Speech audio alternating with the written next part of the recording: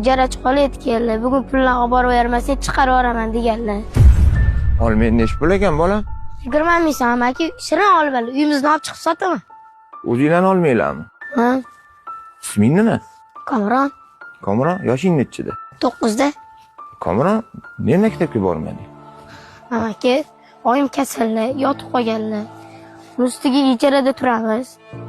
Ijarachi qola aytganlar. Bugun pulni olib borib bermasang chiqarib yuboraman deganlar. O'shanga olmalarini hammasini oling amaki. Uyda kim bor kattalarda? Oyim borlar. Shunaqa degan. Ha, yurtchiman bilan oilani oldiga. Ber. Oyi, ko'zingizni oching, mehmon keldi. Kim keldi bolam?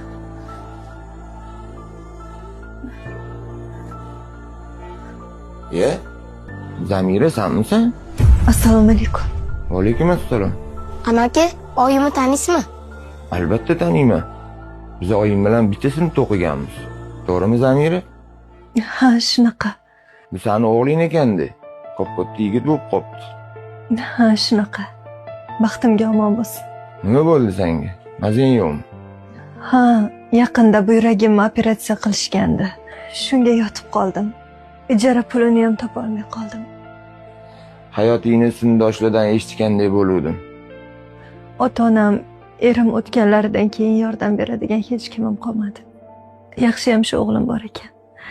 Har kuni ko'chada bir nimalar sotib pul topib keladi. Buni qara. Ramazonda qiladigan ehsonim bor edi.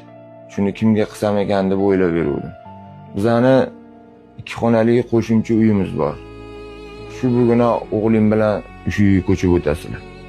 Yo'q, biz shunchaki vaqtincha yashab tursak bo'ldi. Sen xijolat bo'lma. Biz o'zimiz uchastkada yashaymiz.